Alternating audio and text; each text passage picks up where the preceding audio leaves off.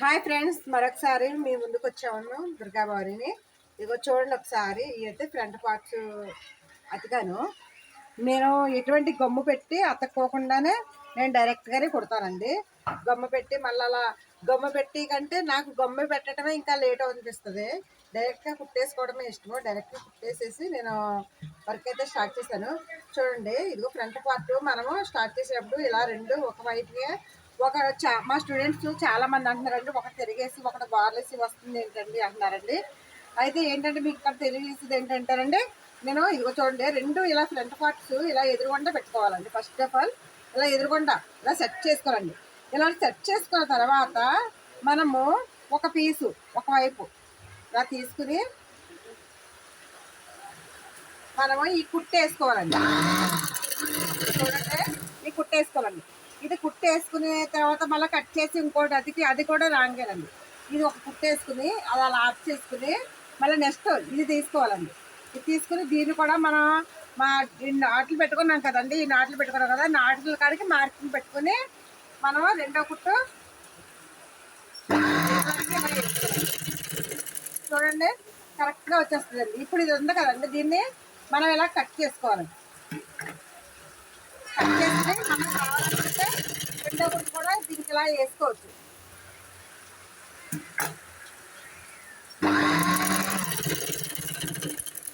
చూడండి, దేనికి దానికే మనము ఇలా కట్ చేసుకుంటే ఈజీగా అవుతుందండి పని. ఓకేనండి, ఇదిగో చూడండి షేప్ అదే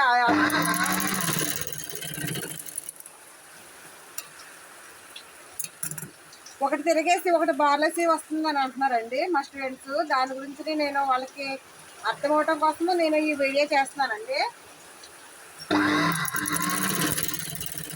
చెప్పాను కదండి, నేను స్వచ్ఛంద సేవ సంస్థలో మిషన్ టీచర్గా పనిచేస్తున్నానని.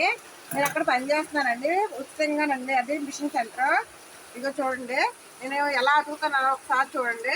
ఇదిగో చూడండి, ఈ కుట్టేశాను కదా, ఈ రెండు కుట్లు బట్టి మూడో కుట్టేస్తుందండి. చూడండి, దీన్ని ఈ మూడో కుట్టేస్తుందండి. వచ్చినప్పుడు మనం ఇదిగో చూడండి, దానికి అదే తెలిసిపోతుందండి, మనం కష్టపడక్కర్లేదండి. చూడండి, ఈజీగా తెలిసిపోతుంది.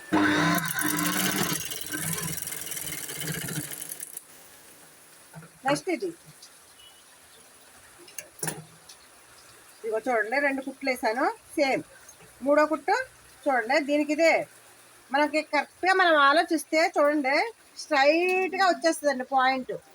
మనము ఏమి కొంచెం మైండ్ పెట్టి దీన్ని ఆలోచించాలండి. చూస్తే ఇదిగోండి స్ట్రైట్గా దానికి అదే వచ్చేస్తుంది అనమాట. చూడండి,